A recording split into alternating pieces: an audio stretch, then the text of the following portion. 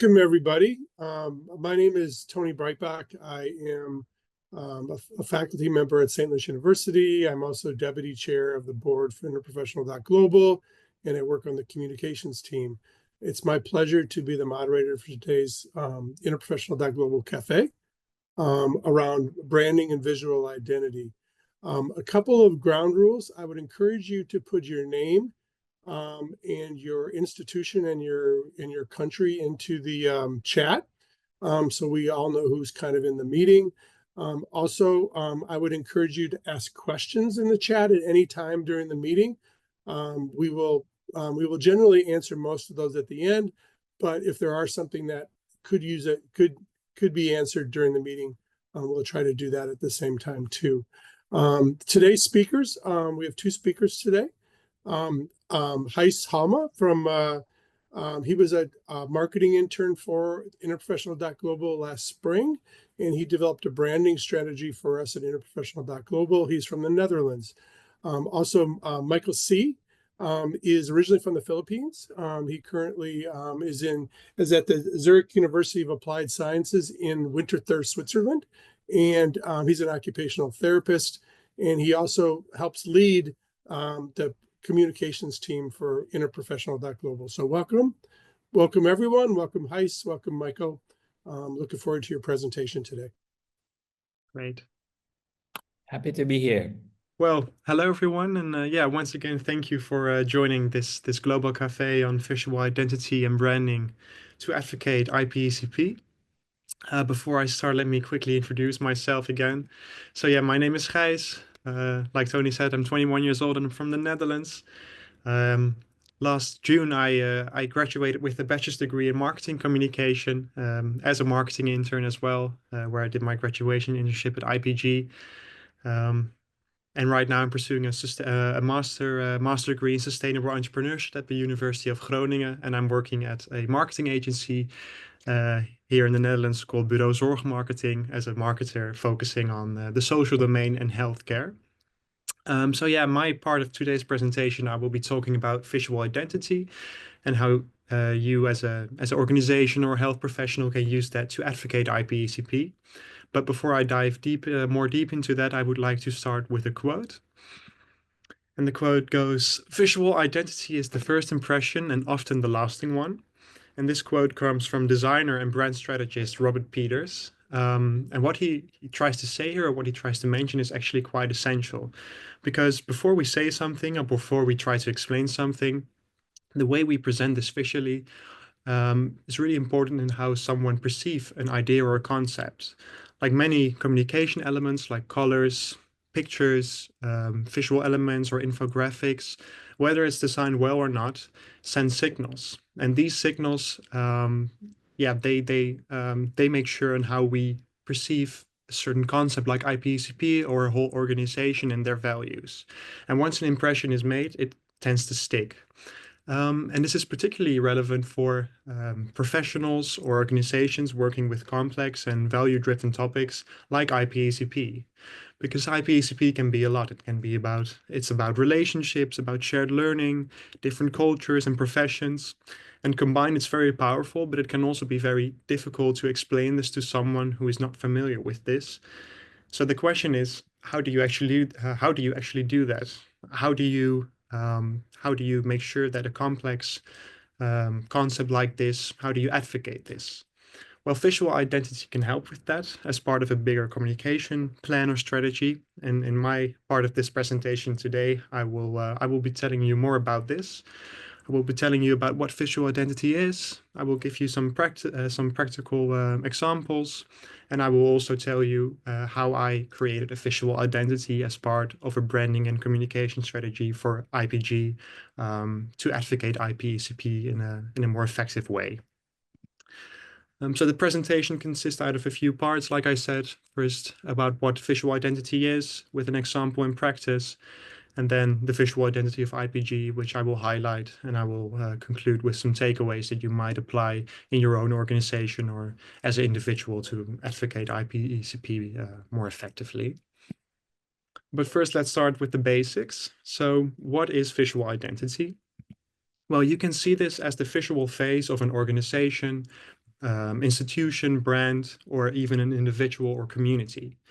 And it includes elements like logos, colors, typography, images, but also infographics and other graphic styles that you can use in communications. But it's more than just a design, because a strong visual identity can help you, can help people to recognize what you are trying to advocate, try to connect with this idea or this value, and mostly important to remember this. Because in today's world, we live in a digital world where people receive so much information every day through social media, television, or whatsoever, and they constantly filter and scroll through content and information, which makes it more difficult to stand out in all that crowd and all that noise. But visuals are what grab people's attention. In fact, people remember 65% of what they see and only 10% of what they hear. So without a strong and recognizable visual identity, even the most meaningful and powerful message can get lost in today's communication methods. And if you want to advocate IP/ECP across cultures, countries, or organizations, how you present visually also becomes just as important as what you say. And that's why a visual identity can help to advocate this principle, this specific principle like IP/ECP, and can make it more credible. A lot of organizations nowadays are really struggling with that and to stand out in the crowd and with all the noise. But luckily, there are some great examples of also healthcare NGOs that create a strong visual identity. And on the next slide, I will show you an example of that.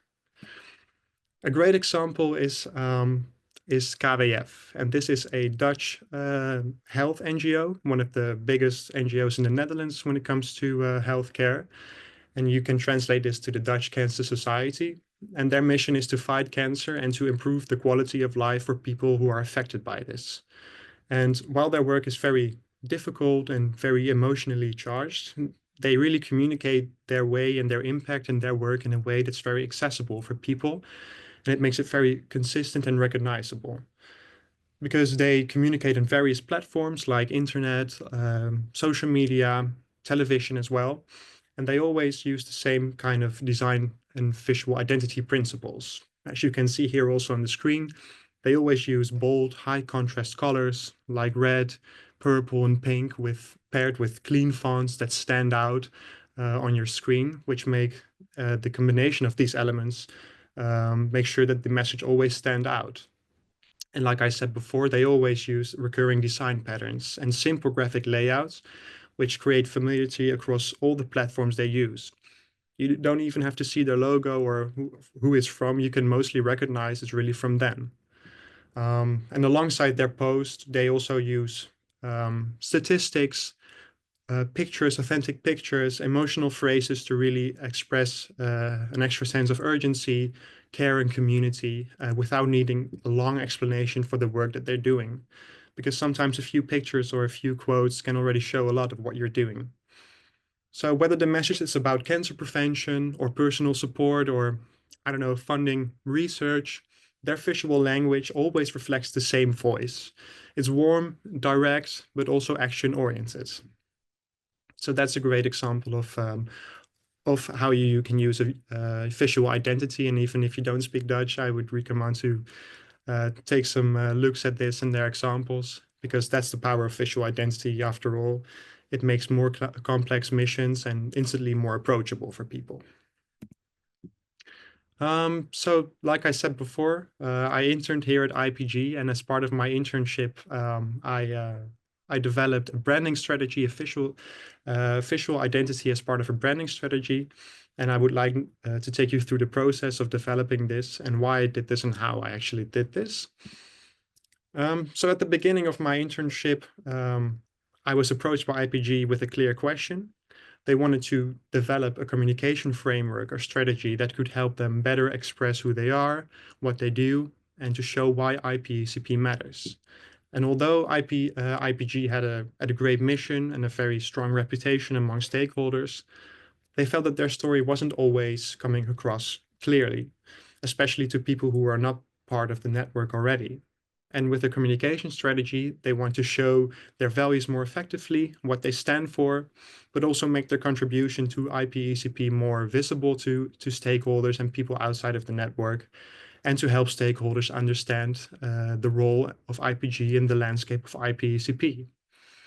Now, for me to understand these challenges a bit better, I conducted some surveys, and I spoke also with a lot of stakeholders of IPG all across the world, from Canada to Indonesia, which were mostly healthcare professionals from different universities, but also with members of IPG itself and the working groups, and all with the goal to get a better understanding of their perspective of the communication efforts of IPG.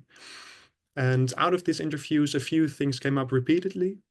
All the stakeholders really supported the mission of IPG, and they really saw the value of IP-ECP, but they often found it difficult to explain what IPG actually does. Respondents missed out on the true story of IPG and information about its identity. Why did they do what they are doing? They were wondering, and they wanted to see more of the contribution of IPG to IP-ECP and what their impact was on this.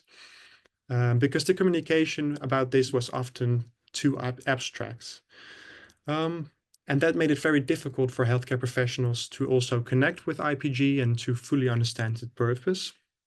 And at the same time, within the organization, there was a research framework missing for how IPG should be presented to the outside world, both visually or in writing.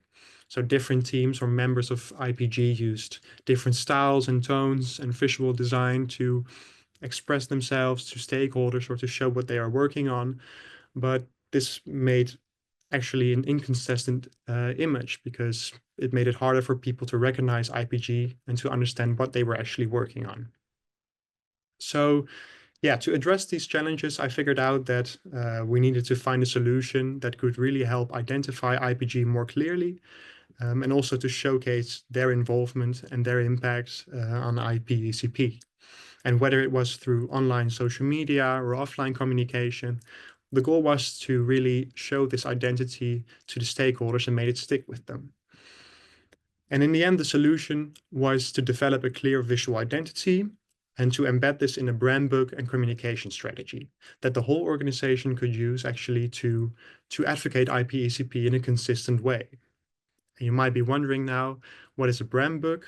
I will try to explain this very shortly, but a brand book serves as a practical tool for an organization, and it's a document where not only the visual identity is formulated, like what kind of colors we use in communication, what pictures or what logos or what taglines we use, but also the values and the positioning of the organization, like why does IPG do focus on IP-ECP? What values does IPG have? And what do we want to communicate to the stakeholders? And to combine this with the visual identity help to translate IPG's identity into a more consistent, recognizable, and mission-driven communication strategy. Right now, I will try to show you some of the brand book and the components, mostly of the visual identity part of the brand book. The brand book is very big, so I cannot show everything, unfortunately. But at the end, for those of you who haven't seen it, because I think here in this Global Cafe today are some people that already seen it, but there will be a QR code at the end of this presentation, and you can scan this code and watch the whole brand book. But right now, I will just highlight some details and some components of the visual identity and the brand strategy. To start off with the visual guide.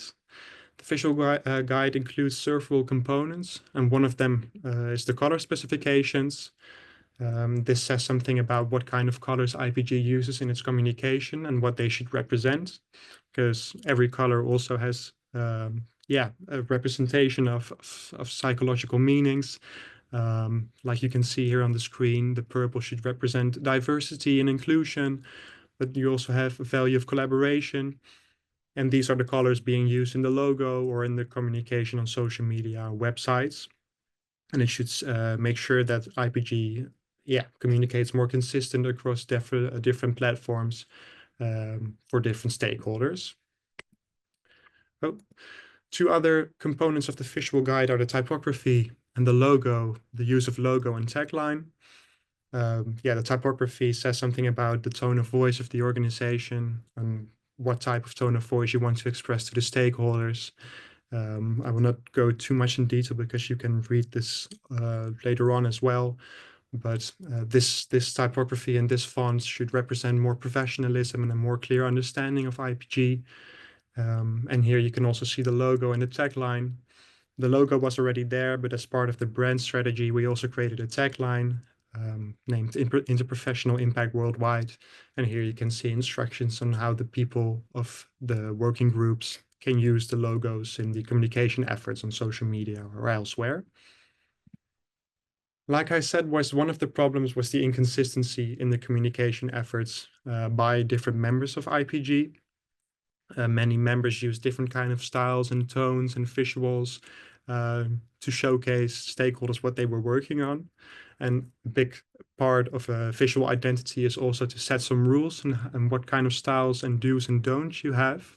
So this says something about how you communicate, what tone of voice you have, what dialect you use and stuff like that. So the communication is more consistent and it gives a clear path for stakeholders to see, okay, this is how we communicate and this is how we have to do it. I also just wanted to show you something about the brand strategy because visual identity doesn't stand alone. It's also aligned with the branding strategy that reflects and activates the organization's values. You can see the values on the right. I formulated these values together with the stakeholders after I did some interviews with them. And this helps to ensure that the visual communication also supports IPG's broader purpose and not just in appearance or but more in intention and in message. And yeah, so it should be aligning with the broader purpose of IPG. And you're probably wondering how does IPG implement this visual identity on social media or in their communication efforts? Well, it's just starting to being implemented very slowly, but Mike created some great visuals as well, also in order to promote this global cafe. You can see some examples here on the screen where Mike made some promotion material where you can really see the logo and the tagline and the different uses of color and the fonts that we are using. So the content is getting more consistent and recognizable for people. But I would really recommend you also to take a look on the website and more content that's coming online and on LinkedIn, so you can get a better understanding of it. So yeah, in the end, a visual identity is important for people to for people in the organization to create a consistent image for people that you're trying to reach. It's very important to capture this all in one place, so people from the organization can really see how they unify their communication strategy. So it offers a clear tool and guidance for all teams and stakeholders to communicate in a way that feels professional, consistent, and that it's aligning with the mission and what IPG actually tries to communicate. And in the end, of course, for advocating IPCP. In the end, I wanted to give some practical takeaways as well, because you're probably also wondering, yeah, how to develop visual identity. I would really also advise you to scan the QR code because you can find some inspiration there on how we did this. But mostly it's important to really consider what you stand for and what you find important in your messaging. Be very consistent and speak with a lot of stakeholders because in the end, those are your target audiences and they have to receive your information and communication. Keeping it simple is the best strategy after all. If you think back on the example of the Dutch Cancer Society, their visual design was pretty simple, but it was still very accessible and approachable for many people. And it's just also about exploring and creating your own style. So find inspiration, use different design tools like Canva or Figma that are very approachable. Yeah, and once again, take a look at the brand book of IPG for some more inspiration. So thank you for listening to my part. And if you have some questions, I'm more than happy to answer them. Thank you very much, Gijs. We appreciate it, and we will move on to Michael's presentation. There will be some time for some question and answer at the end, and we will. I know Ann Curtis has asked a question. I think Gijs will kind of maybe type an answer into the chat, and then we can field that question later also. I'm going to remove the spotlight here. Just let me, and then I'm going to add Michael. There we go. So welcome to Michael C. He is a facilitator of our communications team, and he is going to be presenting on personal and professional branding. Can you turn your slideshow on, Michael, real quick? Oh, is it? I think you just need to. There we go. There we go. Okay. Okay. Good luck. Thank you, Tony. Thank you, Gijs, for doing the first presentation, which is quite important, especially from an organizational level, and how visual identity can be optimized to promote certain advocacies. Could be cancer care, or could be, in our case, interprofessional education and practice. And I am going to discuss in the second part more about personal and professional branding as a healthcare professional, or as a person in research and projects that you do, and trying to kind of intersect your personality into what you try to do as an advocate of IPE. So I think this part is just really to share what I know and my experience on personal branding via social media, in communicating and advocating IPECP and other things. I think Tony already mentioned that I'm an occupational therapist by profession, so that's something that I also kind of promote apart from IPE. And I think what will be interesting for the audience today, we have how many people? Oh yeah, we have 22, quite a lot. It's really the practical ways on how to optimize personal branding. And the personal branding that I'm going to talk about is anchored also on the visual identity concepts and processes that he's mentioned today. So I'm going to start with that. But maybe just to kind of declare something, I'm not a social media expert, or I'm not even a communication specialist.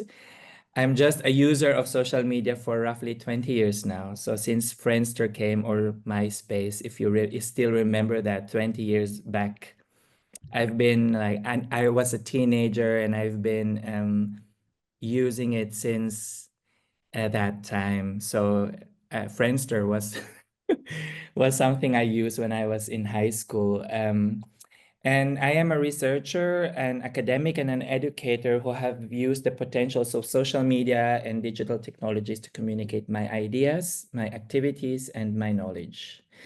But then again, I'm not an expert in communications. I'm just a practitioner of it, or I use it. I'm also active on social media. I'll tell you a little bit more about that. And I try to kind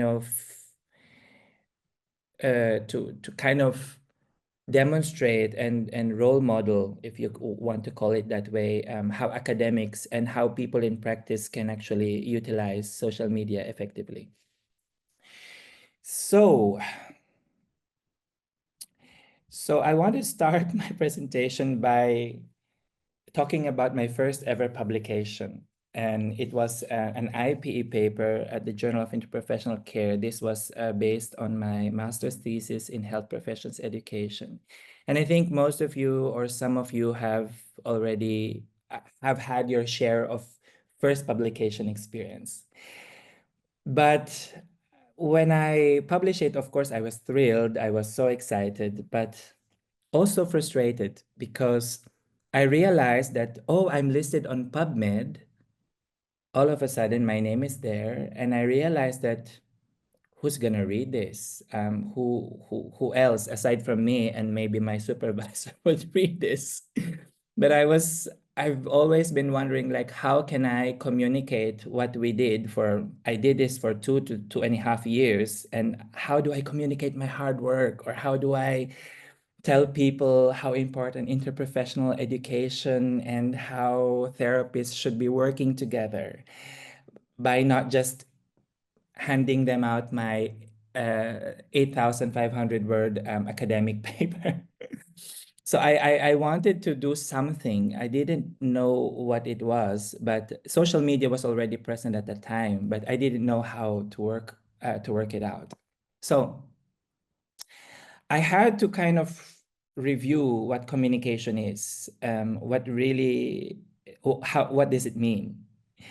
And of course, I went to Google, as we all do, and you can see that there are different ways of defining it. But basically, it's an exchanging of information, conveying messages successfully, and sending information and also receiving information. And communication involves your personal thoughts, your feelings, your emotions. And these emotions and feelings and thought must be transferred to another person. And this goes on and on as we continue to communicate. And so with that basic knowledge of communication, I said, I want my paper in IPE to be talked about by people. I want to tell one person, and then I want this person to tell other persons about what I did. And so I had to go to learn later on, not during that time, but later on, I had to see the difference between science communication and research communication. I'm sure most of you know already about this, but I'm not gonna go through this table. Maybe you can you can take a photo of this, but the difference basically is in research communication, which is what academics normally do, or people in clinical practice would do, is to kind of share baseline knowledge on what they did in terms of research or their practice. Basically, you see research communication being delivered in conferences or case conferences, or in formal gatherings and occasions. But science communication is quite interesting for me, because this is basically making the information more palatable to the general public. And really, it involves a lot of storytelling, a lot of visuals, a lot of piquing the interest of more people, more than your peers, beyond your peers. And a great example of science communication is National Geographic film, or Discovery Channel, if you know these documentaries, or Netflix. Contemporarily, if you watch Netflix and I just recently watched a Netflix series about British gardens. And so that was wonderful. Like, it made it more interesting, but there's science behind that, and that is what you call science communication. And I think as people in the academe and people in practice, people in healthcare, we must know the difference between this, so that we know what kind of medium we are to use. And so from that frustration in my first publication, I had to translate it into something useful. So the results of my research, which included factor analysis and some quantitative data, I was able to use that data to make a lesson plan for clinical educators and medical educators.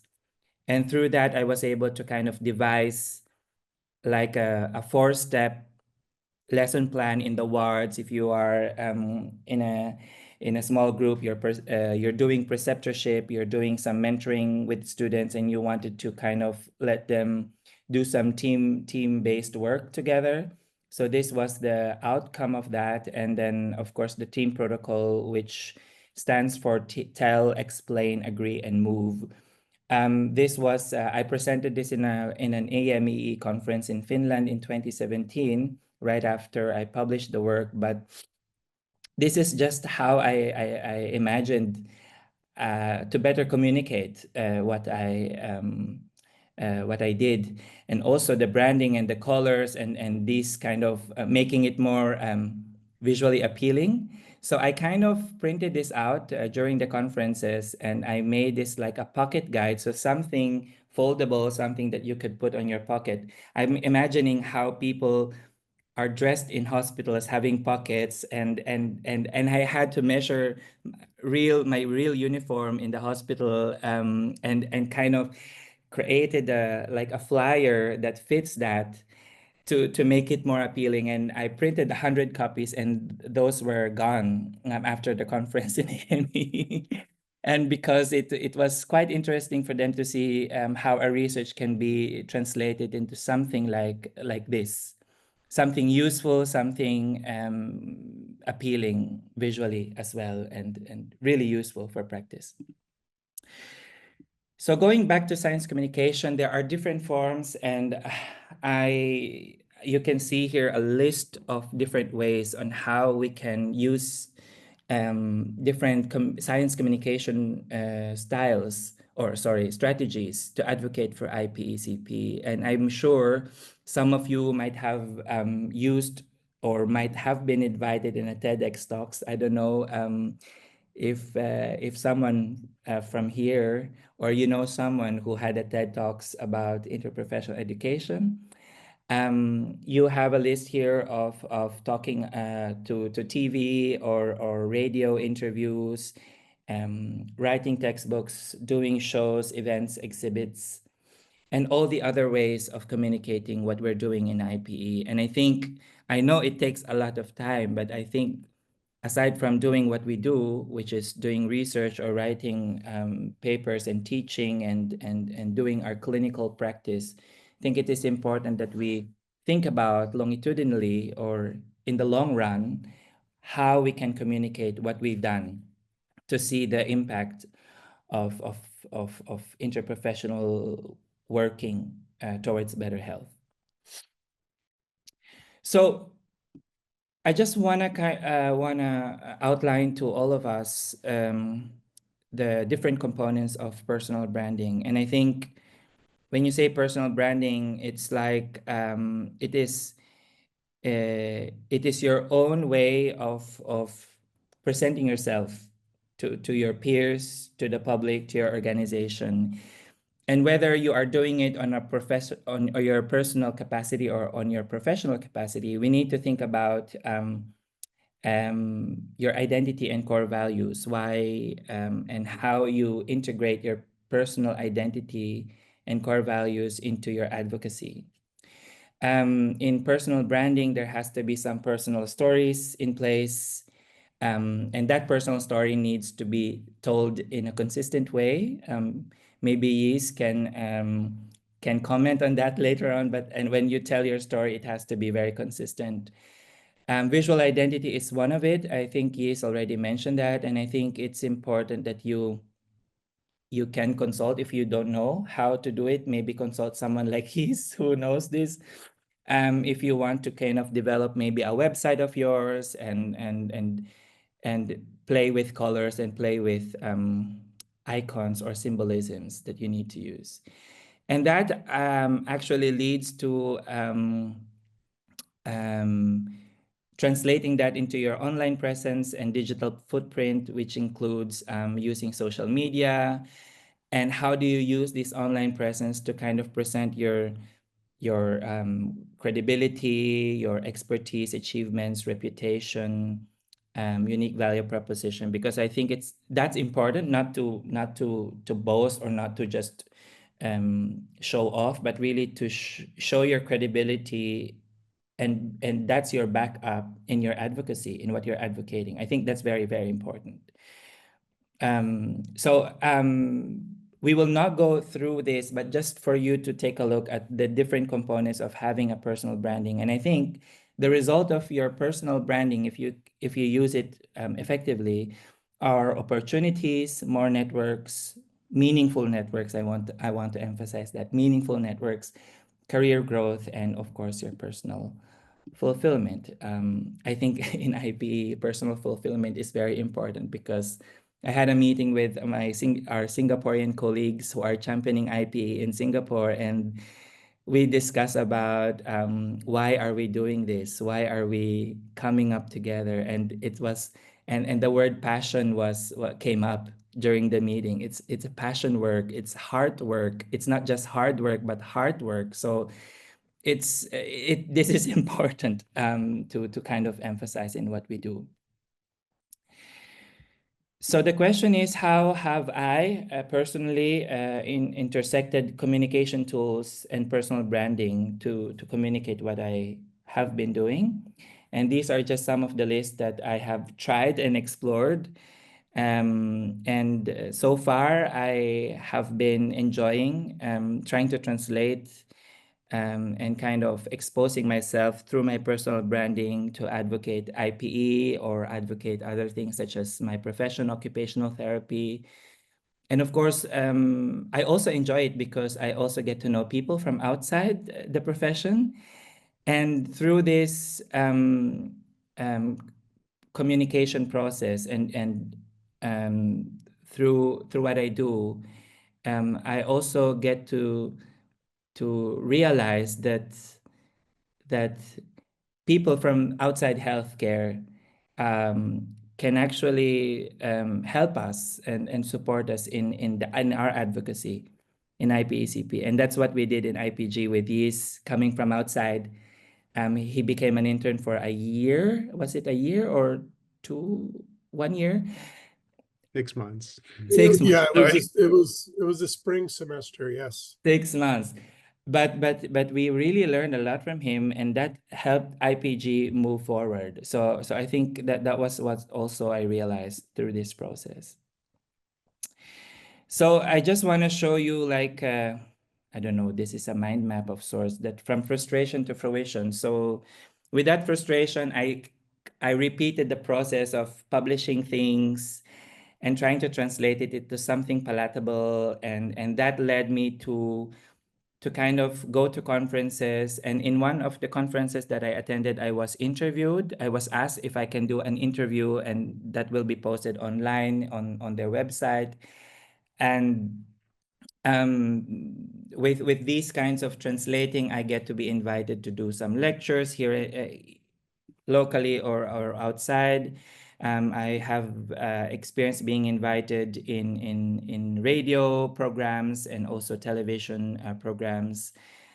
And of course, more networks coming in, creating meaningful connections with people inside healthcare and also outside.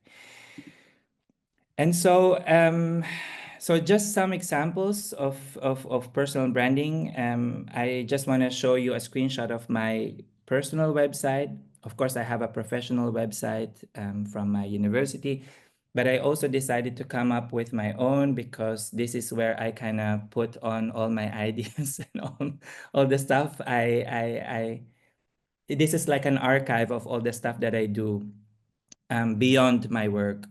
So it's a mixture of your personal branding and what you do as a person, as a professional, and this is just how it looks. Maybe you can just go through that later on to see if you are planning to do something like this. This could be like an example. And of course, with the personal branding through this website, I was able to kind of get invitations. I think quarterly I get at least one, and consultancies, collaborations in terms of research and other things, meeting people from all over the world, and other things, including book writing opportunities such as. So it's already there, and this is just another just a result of that personal branding. I was able to to not only get a commission to write a book, but also to kind of use this book in occupational therapy to kind of write about interprofessional education and practice in one or two of the chapters. So that's kind of that's a good way to advocate for IPE. And then also just another example of visual identity and professional branding is the Asia Pacific Interprofessional Education Collaboration Network, which I am part of.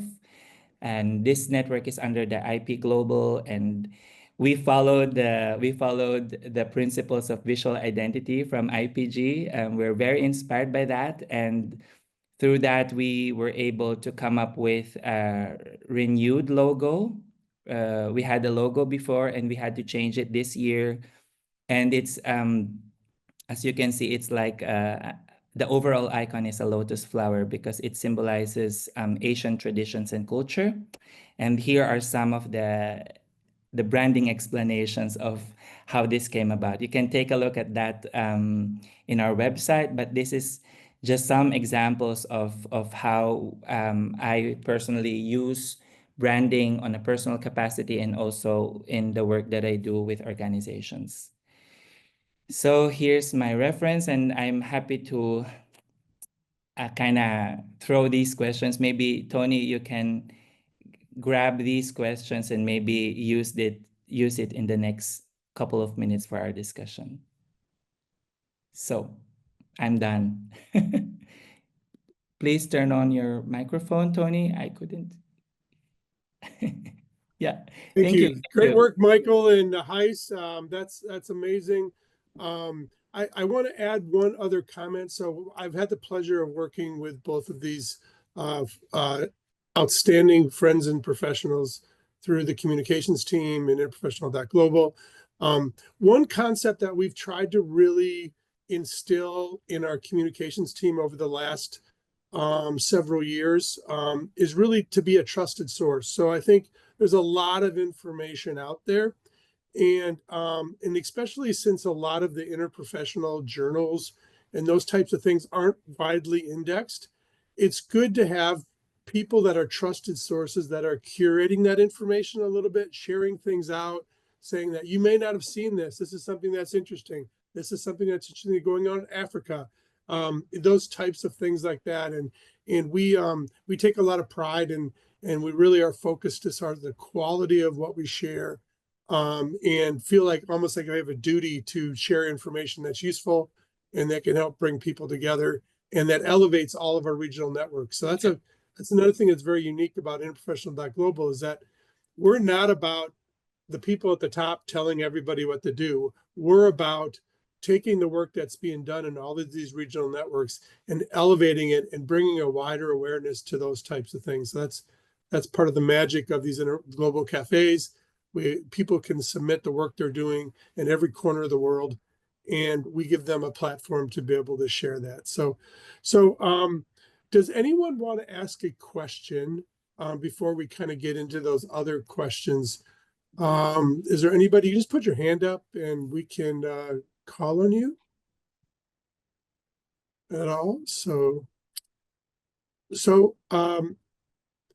does anyone does anyone have any experience with trying to build that personal brand, or have you noticed any challenges explaining what we work this interprofessional field and what we work in? The other thing is we would like to show a video that Gijs helped write for us as a part of his project with the tagline. That's another thing we would like to show. So Luzanne, feel free to ask your question. Thank you very much for that presentation. I'm Luzanne Africa. I'm from UWC. So I've met Gijs virtually before. I think my question's more, so I'm from AfriPen, and Farin is on the call with me today.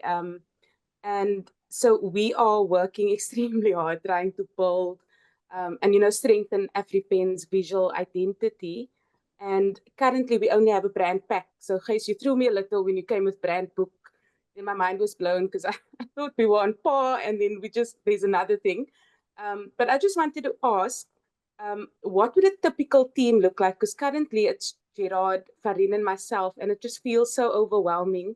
Having to manage all of, the posting and the creating of the things, and making sure the brand pack is updated. First of all, who do we share that brand pack with? How often do you update it? And then who do you almost give access to develop those content and to share it on your social media sites?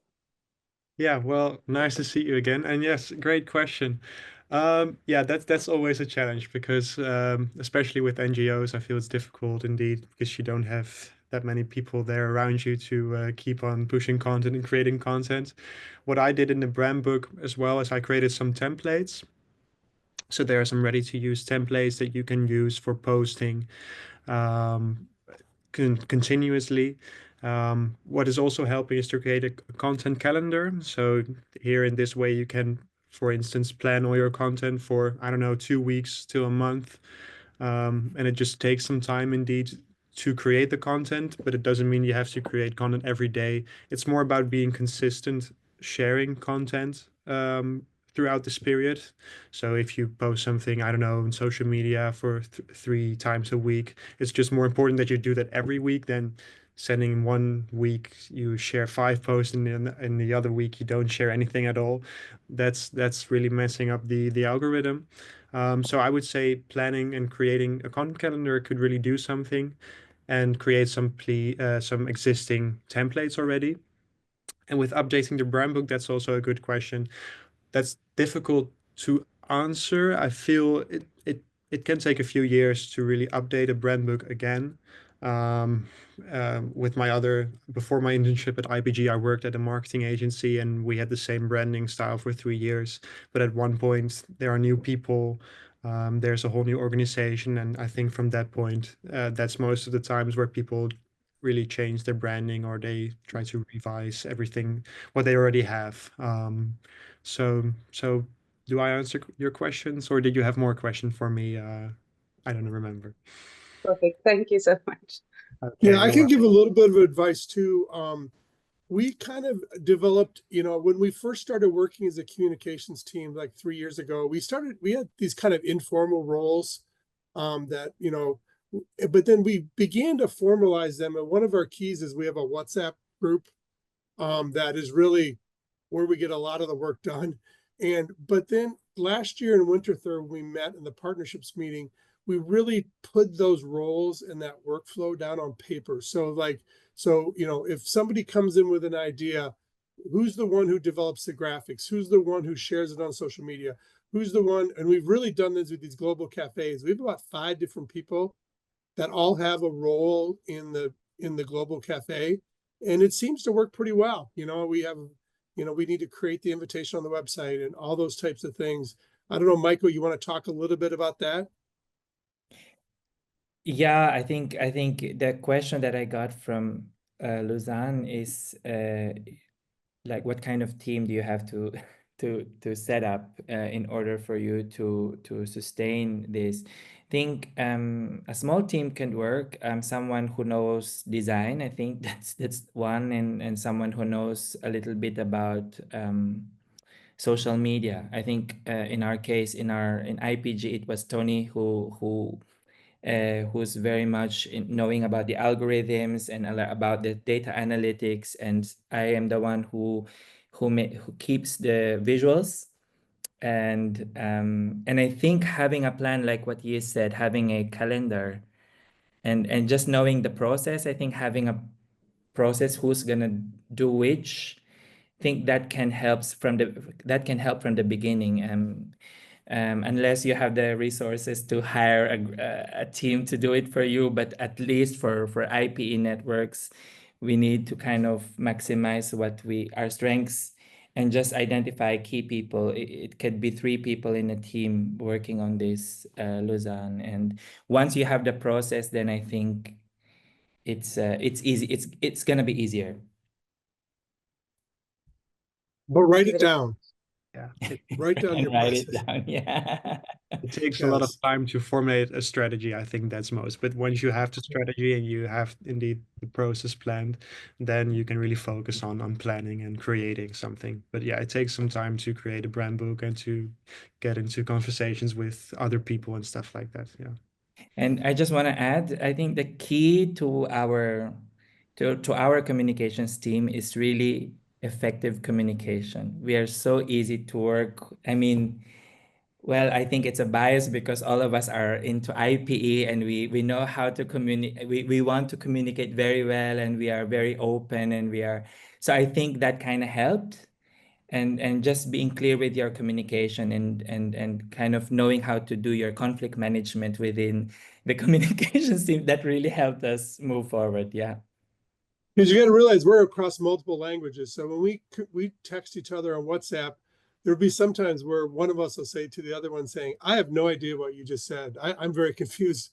And Yes. then it forces us to, but have that psychologically safe space where people can speak up and those Yep. kind of things like that. It's important. Amy Blue. Yes, this is less of a question and more just an experience that may be helpful for some in this cafe. And I really am going to speak to those at large universities. Several years ago, our office, we needed to kind of rebrand an activity that we were doing. And I approached the sort of our College of Communications and Journalism, and I found somebody who had access to students who were interested in getting some free experience. They were unpaid.